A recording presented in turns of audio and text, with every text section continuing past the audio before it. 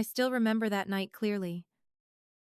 The night that felt like just another accident, but became the moment I finally understood a truth I had spent 34 years avoiding.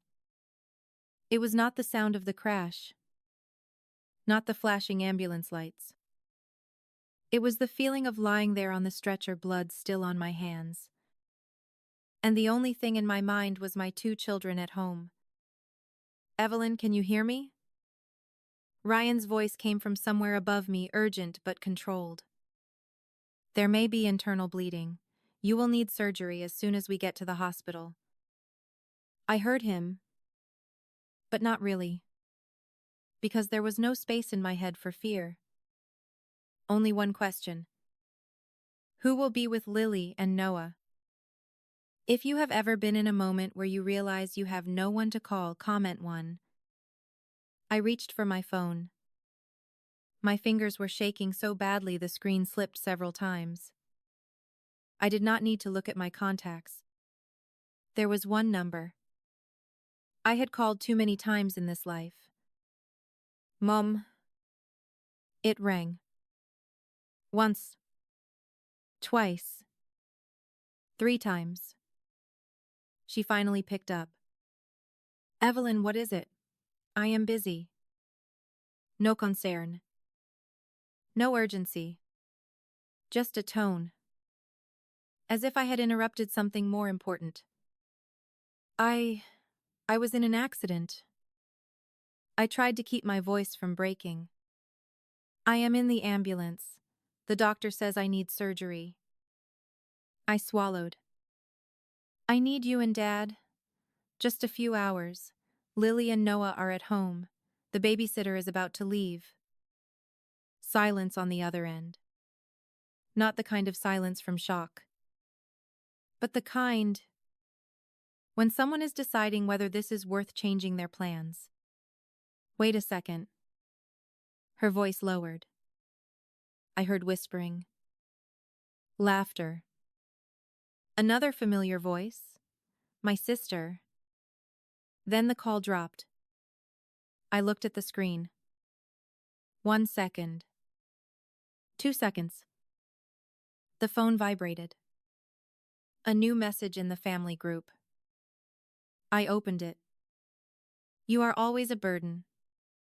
We have tickets to a Taylor Swift concert tonight. Do not make things complicated. Handle it yourself." I read it again. Slowly. Word by word. As if reading slowly enough would change it. But it did not. Another message appeared. From my father.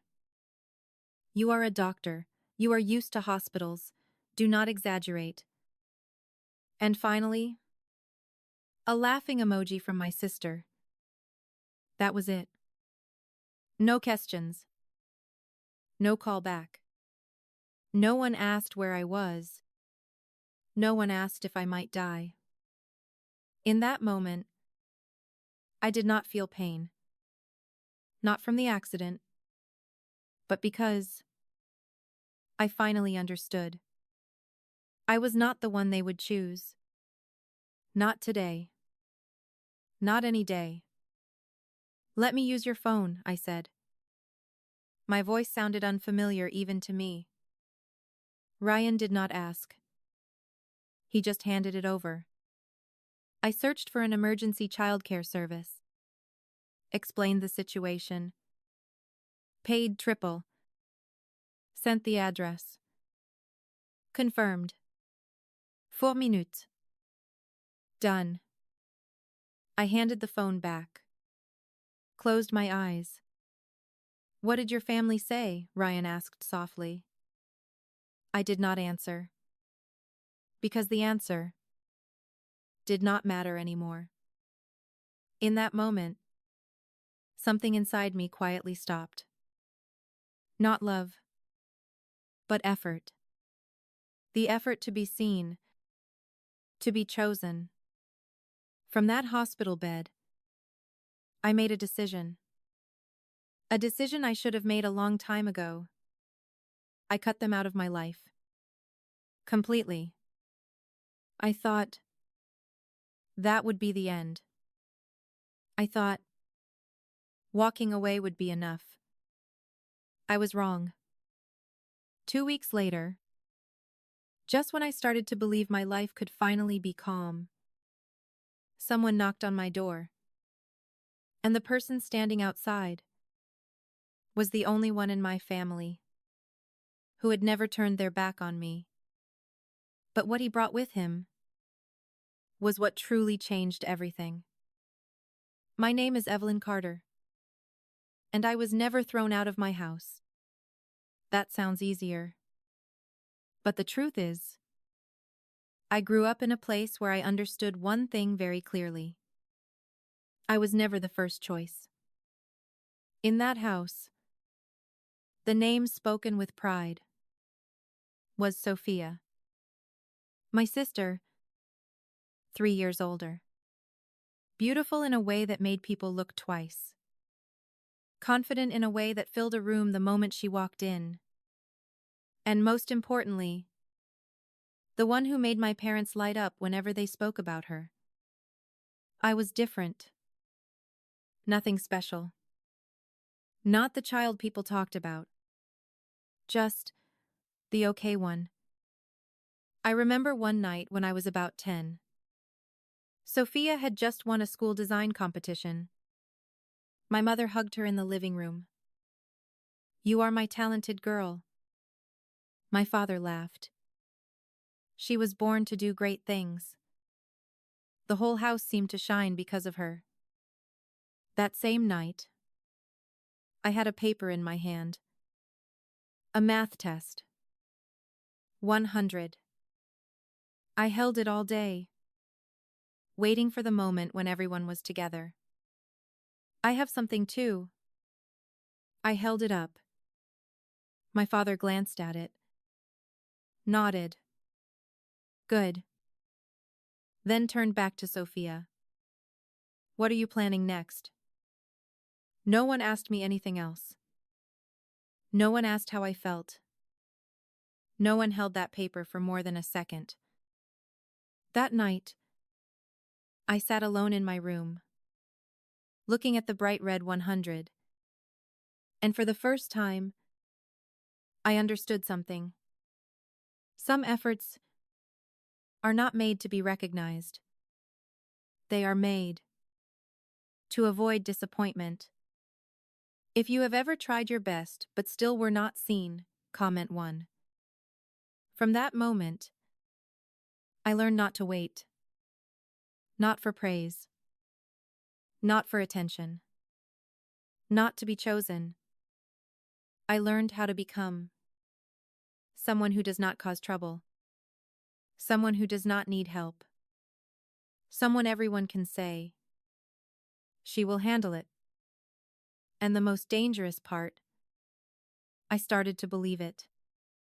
When Sophia said she wanted to pursue fashion, my mother cried. Proud tears. My father placed a hand on her shoulder. "The family will always stand behind you." They flew to New York for her first show. 5-star hotel. Photos all over social media. When I said I wanted to study medicine, my father nodded. "Good. It is stable." That was it. No tears. No celebration. No promise. I told myself, it is fine. I do not need those things. And I believed it. I studied, worked, got high grades, got into one of the best medical schools. The day I graduated should have mattered. My parents arrived 2 hours late. My mother said, "Sorry, Sophia had an important appointment. We had to take her first." No flowers. No celebration. Just a quick photo in the parking lot. I smiled in that photo. A smile that later, I realized, was completely empty. But that was not the worst part. The worst part was, it did not feel strange anymore. I was used to being the one who could be postponed, replaced, ignored, without anyone feeling guilty. And then, one evening, not long after I graduated, my phone rang. My father. His voice hesitant. Evelyn, the family is having some financial trouble. Just this once, can you help? I did not think long. Yes. That night, I transferred the money. $2,400. I did not know. That moment was when everything started to change.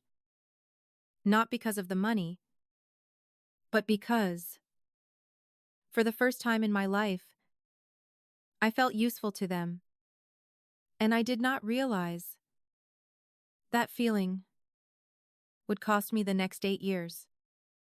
I remember the first night I sent money. Not because of the amount, but because of how I felt after. Something strange, but it made me feel lighter. As if I finally had a place in that family. $2,400. Not a small amount for a new doctor. But when my father replied, "Thank you, good thing we have you," I read that message again and again. More than I should have. Not because of the words, but because, for the first time in years, I felt acknowledged. I thought, it was just one time. But that one time never stopped. The next month, another message. This month is tight. Help again. I did not ask. Did not hesitate. Just sent it. Then another month. And another. No official conversation. No agreement. No limit. It just became normal. Rent. Insurance.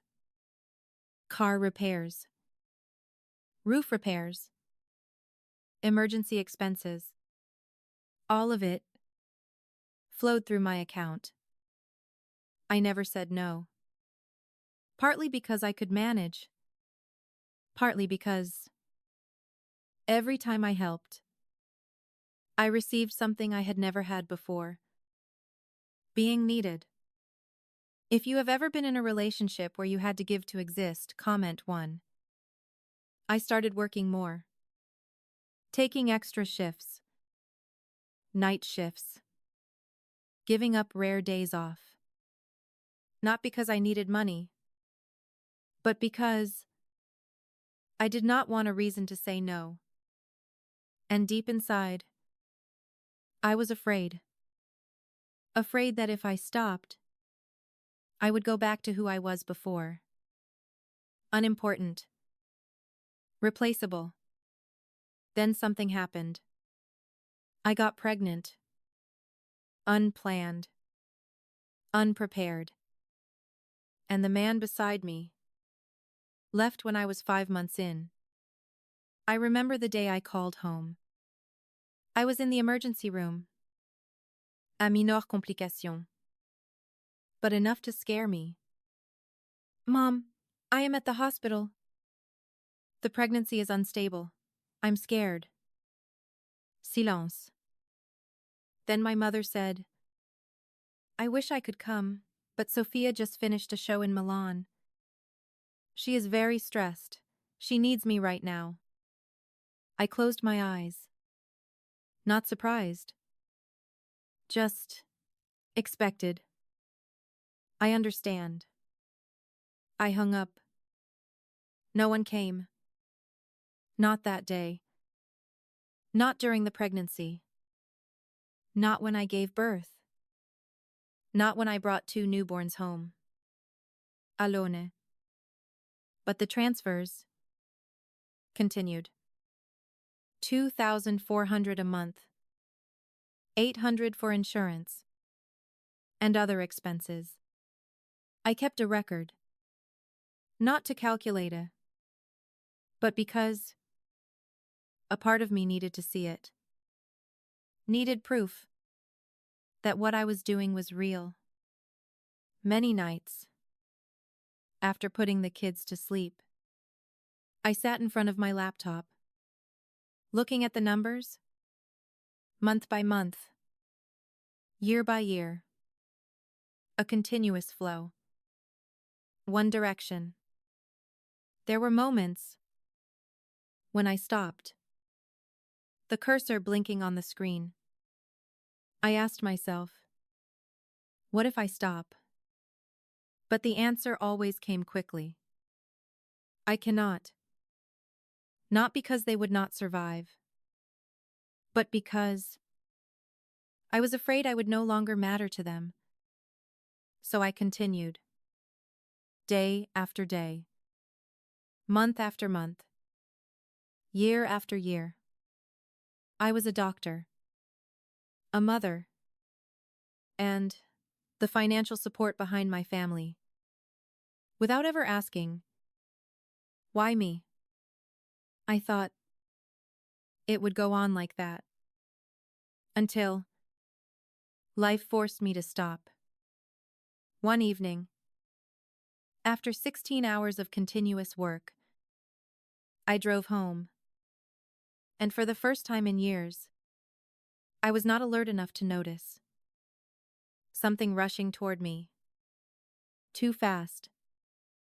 I used to think I was helping my family. But at some point quietly, helping became something expected. No one said it out loud. No one forced it. But it kept happening. Every month on almost the same day, I opened my banking app, entered the amount. Confirmed. $2,400. It was no longer a one-time help. No longer temporary. It became a rhythm. Steady. Silent. Unbroken. At first, my father still carried a trace of hesitation. I will try to manage this month. Just a little more time. Things are difficult right now. But then, those words disappeared. Replaced by shorter messages. It is due. Transferit. No explanation. No apology. No thank you. And the most frightening part was that I no longer found it strange. If you have ever been in a relationship where the line between choosing and being expected slowly disappears, comment 1. My life started revolving around those payments. Extra shifts. The shifts others avoided. Nights. Weekends. Holidays. Not because I wanted to, but because I did not want any reason to say no.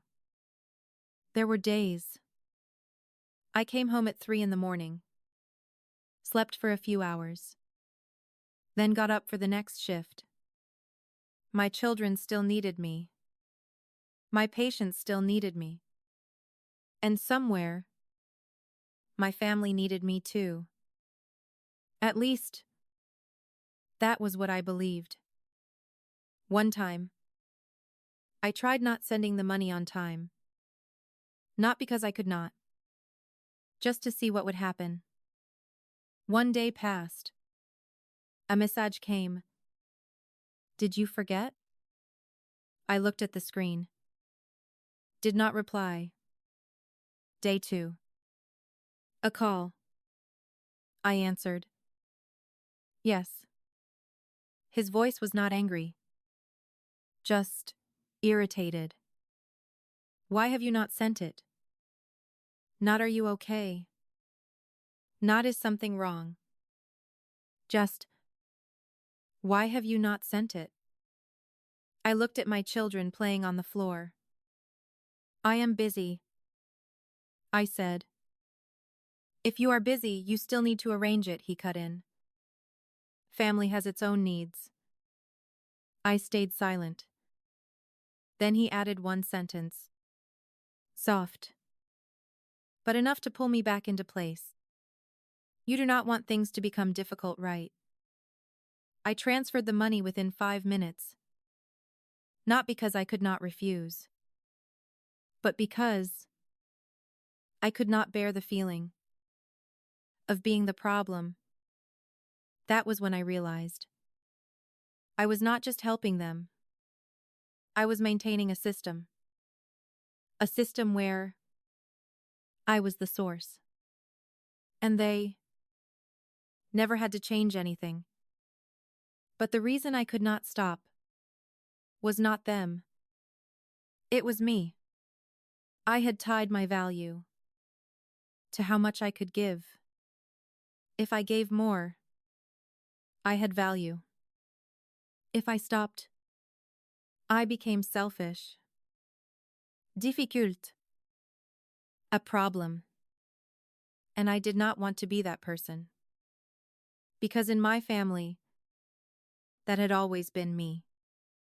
There were nights I sat alone in the kitchen. Dim yellow light. The children asleep. I opened the file. Numbers lined up. Month after month. I scrolled. Stopped. A total. Higher than I expected. I stared at it for a long time. A part of me whispered, this is too much. But another part, bigger, more familiar, said, if not you, then who? I closed the laptop. Did not answer. Because deep down, I already knew. It was not that there was no one else. It was that no one else wanted to. And I did not know how to stop. I thought I was still in control. I thought if I just held on a little longer, everything would be fine. But I did not realize I was getting closer to a point where even if I wanted to continue, I would not be able to. And when that point came, it did not come gently. It came with a crash I never saw coming. I was used to not being chosen. But there was a time I still hoped that if I truly needed them, things would be different. I got pregnant during my 3rd year of residency. Not the right time. No plan. No one beside me. The man left when I was 5 months along. No argument. No drama. Just gone. I kept working. Night shifts. Smiling at patients. But some evenings, I sat alone in my small apartment, hand on my stomach, asking a question I had never dared to ask before. Can I do this alone? The answer came quickly. There is no other choice. One afternoon, I had severe pain at work. Not normal pain. The kind that forces you to stop immediately. They took me to the emergency room. I lay there. White lights.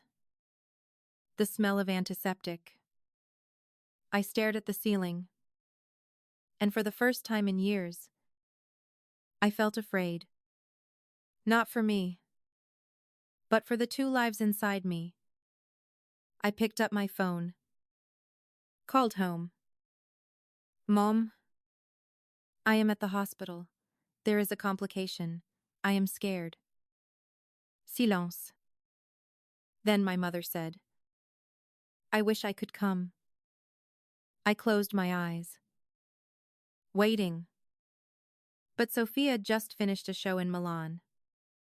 She is very stressed. She needs me right now. No pause. No hesitation. Just a clear choice. Not me. I understand. I hung up. No one came. Not that day. Not during the pregnancy. Not when I gave birth. Not when I brought 2 newborns home. Alone. But the transfers continued.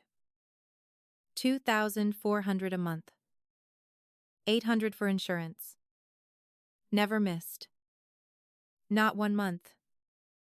There were nights. I sat on the couch.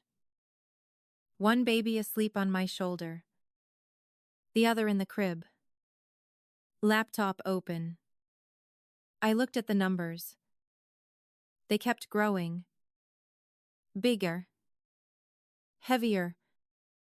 But what I could not look away from was not the total. It was something else. In all those years, I was always there when they needed me. But not once. Were they there when I needed them? I saw it. Clearly. But I did not stop. Because a part of me still believed. Maybe just a little more. One day, they will change. But I did not know. Some people never change. Until you force them to face the truth. And the cost of reaching that moment was a night when I almost lost everything. There was something I did not realize before. Not because I could not see it, but because I did not want to. My life after having my children did not collapse. It stretched. Stretched to the point everything still held together. But just one more pressure, and it would break. By day I was a doctor. White coat. Calm voice. Decisions in seconds. By night I was a mother. 2 children. Crying. Milk. Diapers. Sleepless nights. And in between all of that, I was still sending money home. Never late. Never missed. If you have ever felt like you are carrying too much but still cannot let go, comment 1. Some mornings, I stood in front of the mirror. Dark circles. Hair tied quickly. I looked at myself and did not recognize who I was. Not because I changed, but because I had no time left to think about myself. Everything was about making sure no one lacked anything. Patients had care. My children had love. My family had money. Only one person was always lacking. May. One time, I sat down to calculate everything. Not because I wanted to, but because I was tired in a way sleep could not fix. I opened the file. Numbers lined up. Month after month. Year after year. I started adding. At first, just curiosity. Then I stopped. Stared at the total. It was much higher than I expected. A strange feeling ran through me. Not shock. Something closer to fear. Why am I doing all of this? The question appeared. Clear. But then, a familiar answer pushed it away. Because they are family. I closed the laptop. As if not looking at it would make the question disappear.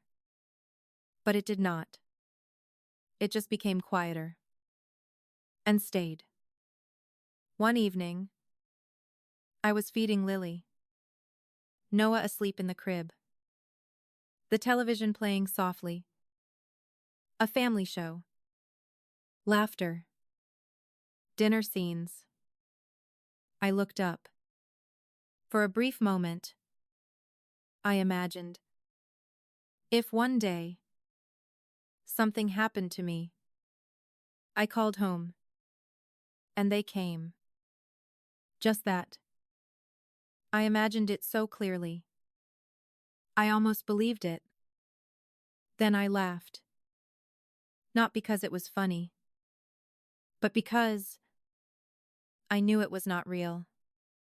And what bothered me most was not that they would not come. It was that I still hoped they would. Some nights, I sat on the living room floor, both children sleeping beside each other. The silence so deep, I could hear my own heartbeat. I asked myself, what if I stop? Not just the money. Everything. Stop trying. Stop proving. Stop hoping. This time, the question did not disappear. It stayed. Heavy. Real. Then another thought came. If I stop, who am I? Not a doctor. Not a mother. But in that family, if I was no longer the one they could rely on, what was left of me? I did not have an answer. And that kept me there. Kept me inside a loop I knew was wrong, but did not have the courage to leave. I thought everything was still under control. I still worked. Cared for my children. Sent money. I was still fine. At least, that was what I told myself. Until one day, my body disagreed. One evening, after 16 hours of work, I got in the car.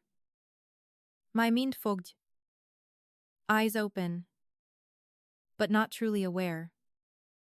Just get home. Just a few more minutes. But there are moments in life when you do not have a few more minutes. The light turned green. I pressed the gas. And somewhere to the left, something was coming. Faster than I could see. Too fast.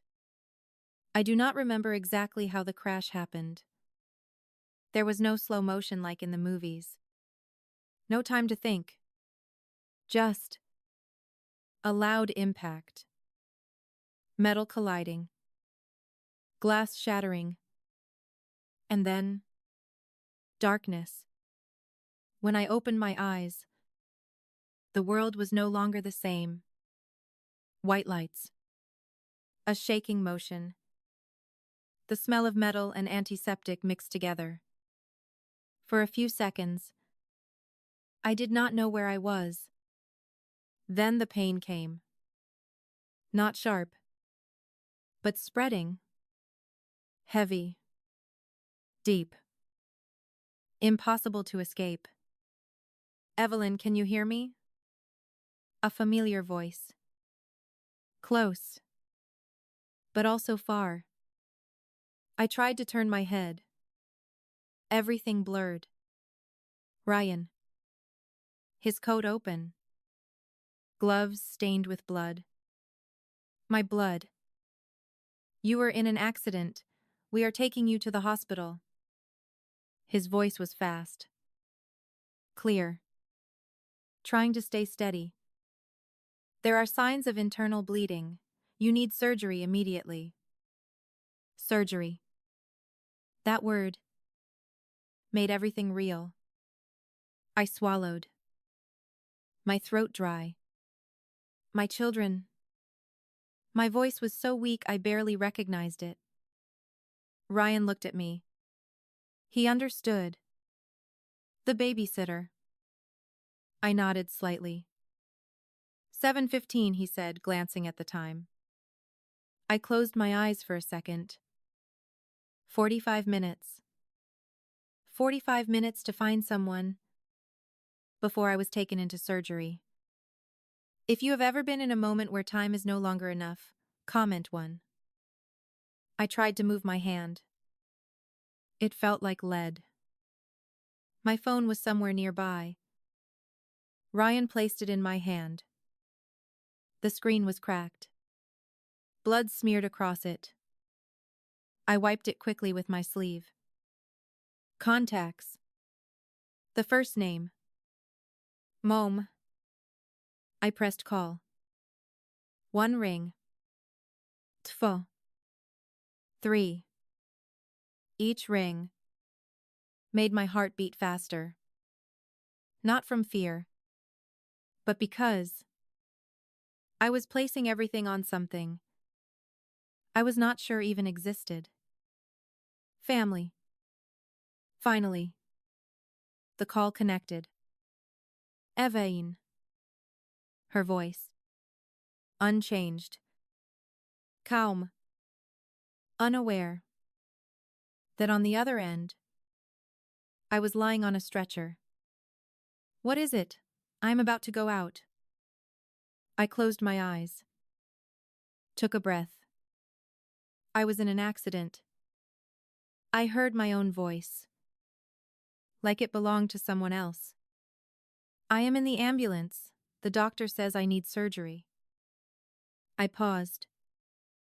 Not because I had no strength, but because I was waiting for a reaction. A question.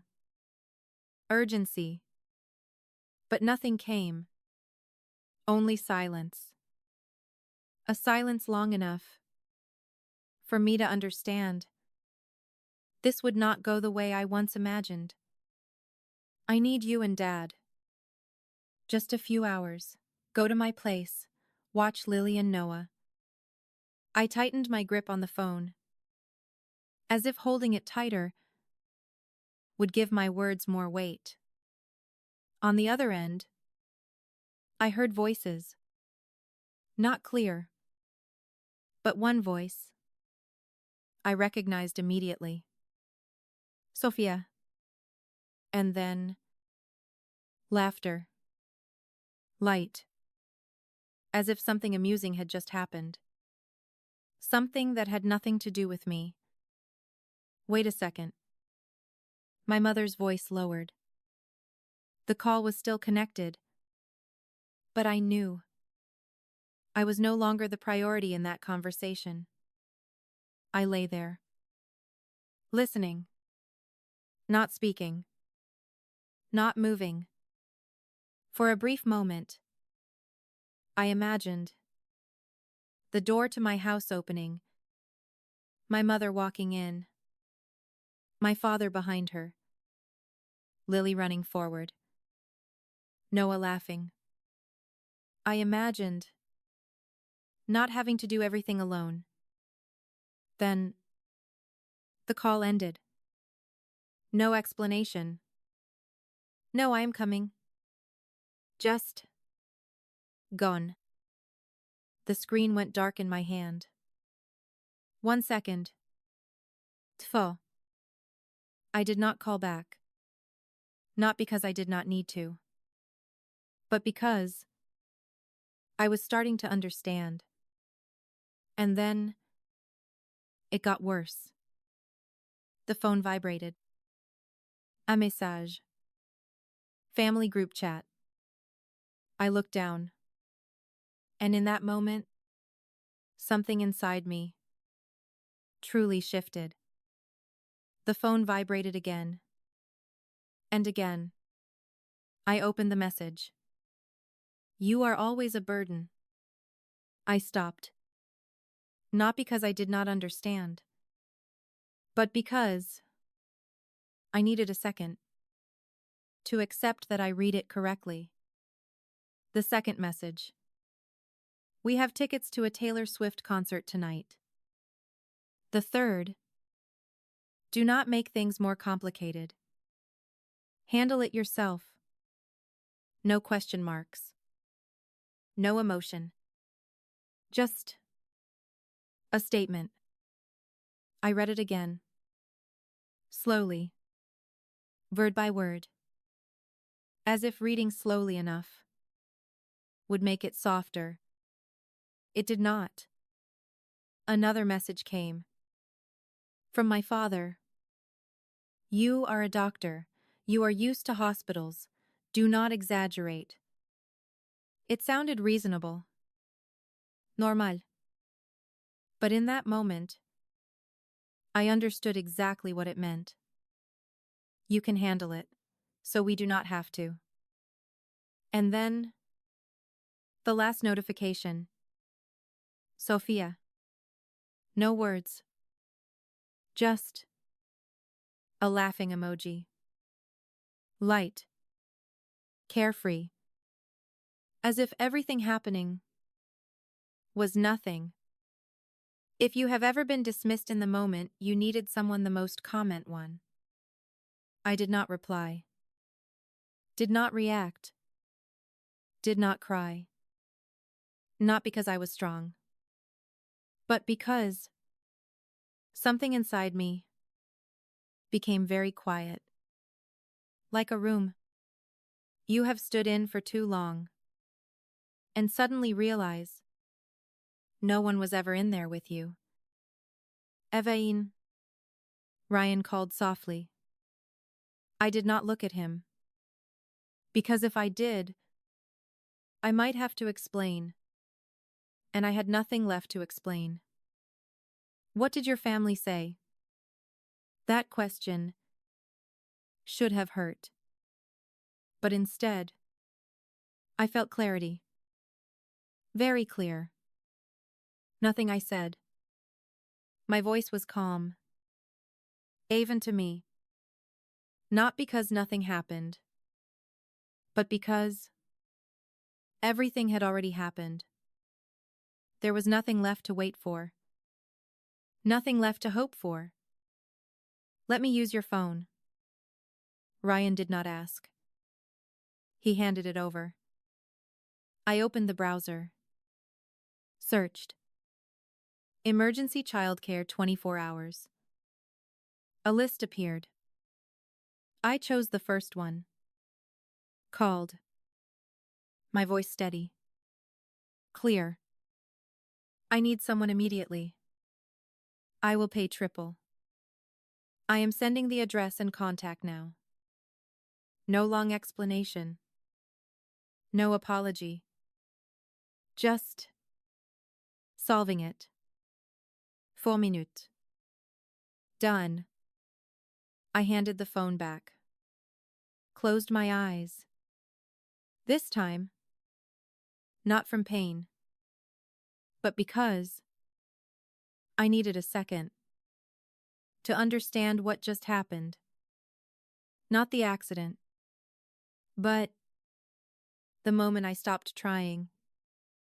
For years, I had tried to understand them, to justify.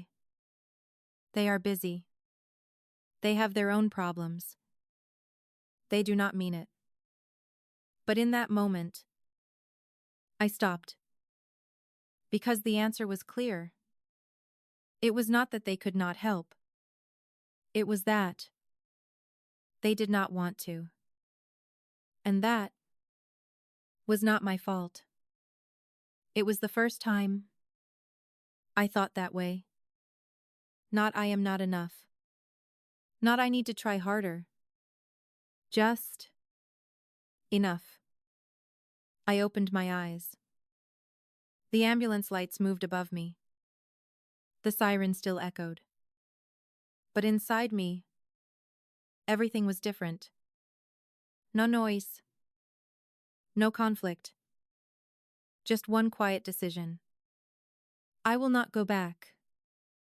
Not after the surgery. Not after recovery. Not ever. I thought that decision was the end. That once I stopped, everything else would stop too. But I did not know. When you stop playing a role, the people around you begin to panic. And they will do anything to pull you back, even if it means turning you into the problem. And I was about to face that.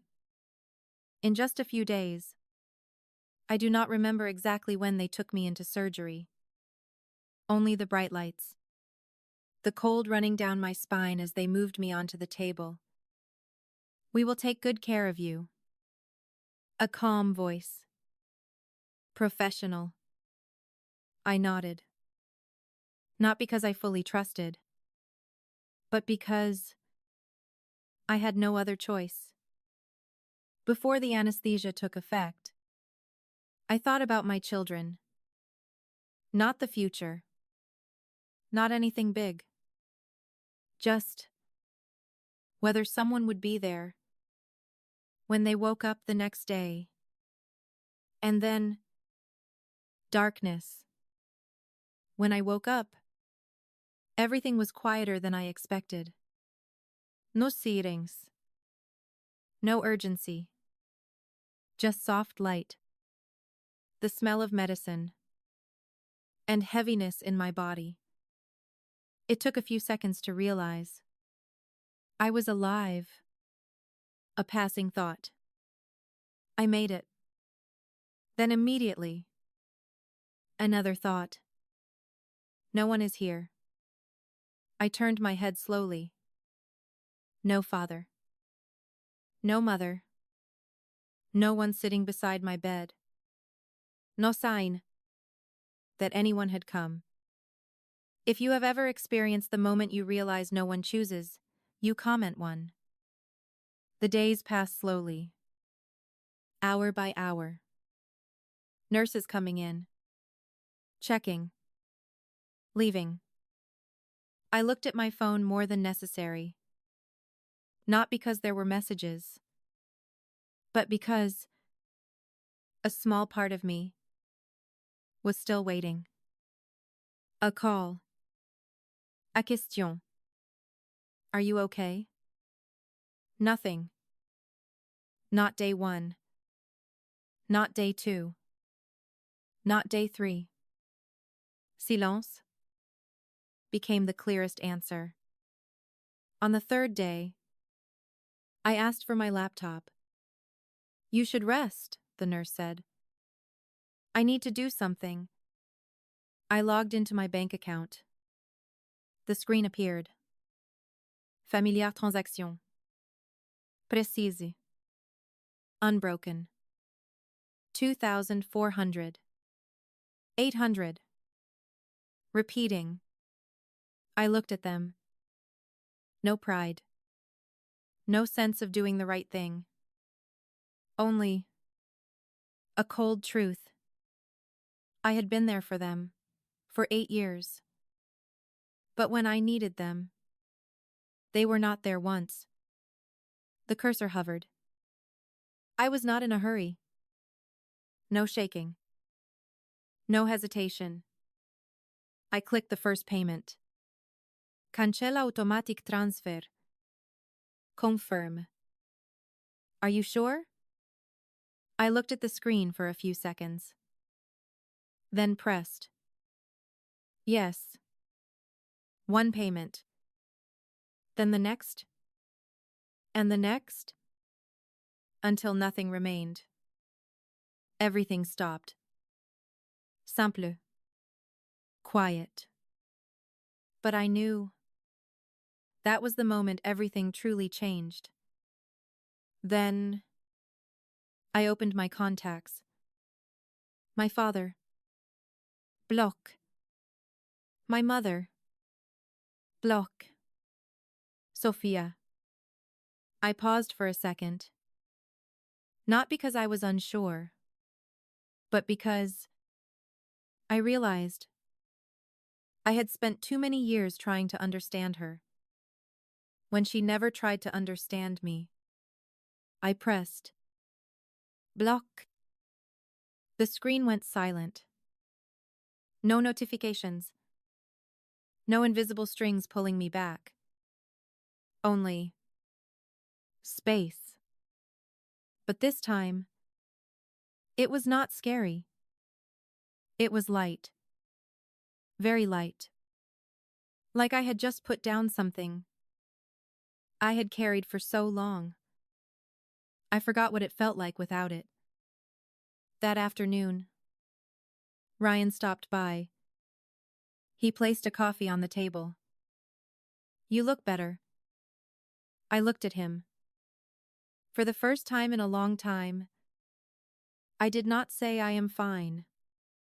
I told the truth. "I feel lighter." He did not ask more. Just nodded. As if he understood. This was not about a successful surgery, but about something else ending. I thought so too. I thought it was over. I had cut them off. I had stepped away. I was free. But I forgot one thing. When you stop providing, those who are used to receiving do not stay silent. They do not ask why. They come to take it back. 2 weeks after I was discharged, there was a knock on my door. 3 knocks. Slow. Clear. I walked over, looked through the peephole. And in that moment, my heart stopped for a second. Not from fear, but because I knew this was not over yet. I stood in front of the door, my hand resting on the handle. The 3 knocks from earlier, not rushed, not aggressive, but clear enough to slow my heartbeat. I looked through the peephole, and for a moment, everything inside me paused. The person standing outside was not my father, not my mother. It was someone I had not seen in almost 3 years. My grandfather, Thomas Carter. Gray hair, back still straight, eyes as sharp as I remembered. A man who rarely spoke much, but when he did, no one ignored him. I opened the door. He did not speak immediately, just looked at me, from head to toe, as if checking whether I was still whole. Then he stepped forward and hugged me, tight enough that my surgical wound ached, but I did not pull away, because it had been a long time since I had been held like that. "Let me look at you," he said softly. I stepped back slightly. His eyes paused on my hand, on the bandage not yet removed. Then he exhaled. Slow. "I know everything." That sentence had no visible emotion, but it was enough to tighten my throat. Aunt Eleanor told me, the only person in the family who never pretended everything was fine. I was about to speak, to explain, to justify, but he raised his hand. "No need. You do not have to explain anything." We stood there for a few seconds. Quiet. Only the sound of the children inside playing. He looked in. "Those are the kids." I nodded. He stepped inside. Lily ran over first. Noah followed. They looked at him. Curious. He bent down. "Hello, you two." His voice softened, in a way I had never seen when he spoke to adults. And in that moment, I realized something. He did not try to care. He simply did. We sat at the table. I placed a cup of coffee in front of him. He did not drink, just looked at me. You kept them, did you not? I paused. Kept what? The records, he said. The money you sent them all those years. I did not answer right away. Not because I did not understand, but because I had never expected anyone to ask me that. I kept most of it, I said slowly. He nodded, as if he already knew. Good. He placed his hand on the table. I need you to prepare something. I looked at him. What is it? He took an envelope from his coat. Cream-colored. Thick. Pushed it toward me. This Saturday night. Everyone will be there. My 70th birthday. I looked at the envelope. I did not need to open it to know what was inside. En invitation. A gathering. A place I had not been to in a long time. What do you want me to do? I asked. He looked straight at me. Steady. I will not do anything. I will simply let the truth be heard. Not loud. Not dramatic. But enough to change the air in the room. In front of everyone. I tightened my hand slightly. You want me to speak? He shook his head. I want them to hear.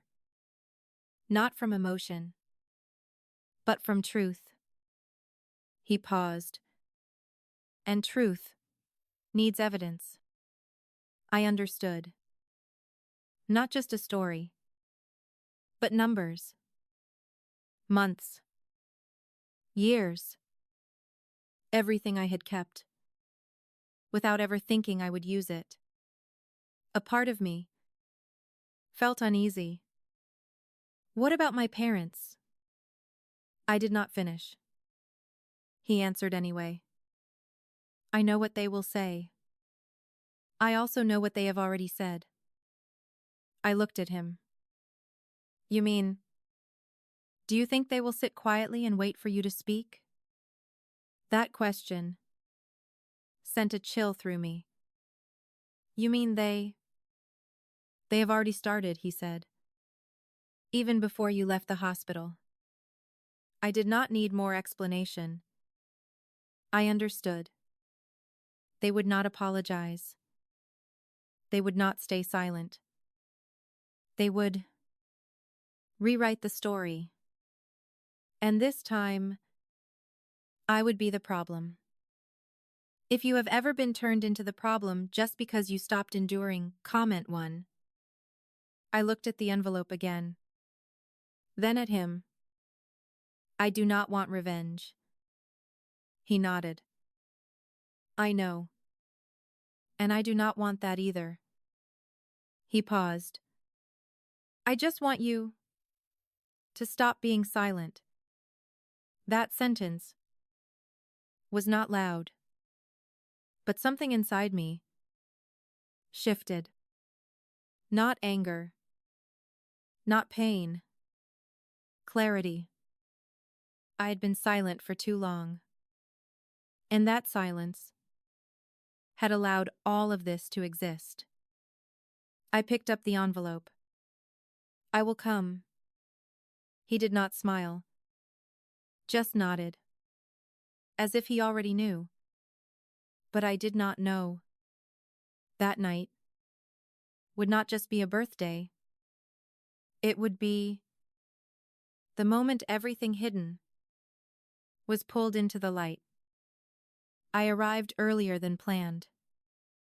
Not because I wanted to, but because I needed a few minutes to stand outside that door and prepare. My grandfather's house was the same.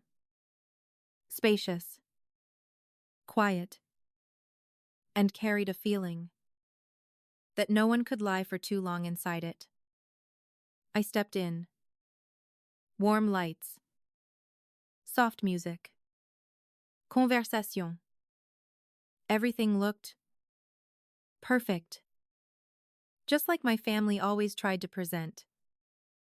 I looked around and saw them. My father, my mother, standing near the fireplace. Well dressed, smiling, as if nothing had ever happened. Then their eyes met mine. The smiles disappeared. Not from surprise, but because they did not expect me to come. Sophia appeared behind them. As always, beautiful, confident, but her eyes, cold. Evelyn, she said. No hug. No concern. Just a formal greeting. I heard you had an accident. I looked straight at her. Almost died. Brief Pause. Then she smiled. But you look fine. That sentence. Light on the surface. But enough for me to understand. She was not here to care. She was here to control the narrative. Evelyn. Another voice. My mother. She walked toward me. Eyes red. As if she had been crying. Are you okay? I was so worried. If I did not know the truth, I might have believed her. But I did. And that made everything colder. I am fine. Short. No more. No space for her to shape the story. If you have ever seen someone perform a different version of the truth, comment 1. 30 minutes later, everything began. Glasses raised. A soft knock. My grandfather stood. He did not need to raise his voice. The entire room went silent. Before we continue, he said slowly, I have something to say. The air shifted. I saw my father step forward. Dad, I think this is not necessary. Sit down. Not loud. But enough. My father stopped. My grandfather looked around the room. I have heard many stories these past few days. He paused. About my daughter. That she has changed. That she is unstable. That she cut off the family without reason. People looked at each other. They had heard those stories. I knew it. So tonight, we talk about the truth. He turned to my father. Richard, in the past 8 years, how have you paid for your house? The room froze. My father stiffened. We managed ourselves. My grandfather nodded. Really? He took out a folder. Thin. But heavy. 96 months. $2,400 each month. Transferred from Evelyn's account. A murmur spread. At first low. Then louder. My mother shook her head. That is not. No one is talking about force, he cut in. We are talking about facts. He turned the page. Insurance. Repairs. Other expenses. Total. He paused. $364,000. Silence. Complete. I looked around. The eyes had changed. No longer pity, but realization. There is one more thing, he said. He placed the folder down. Took out his phone.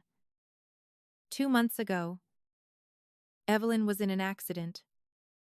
Internal bleeding. Emergency surgery.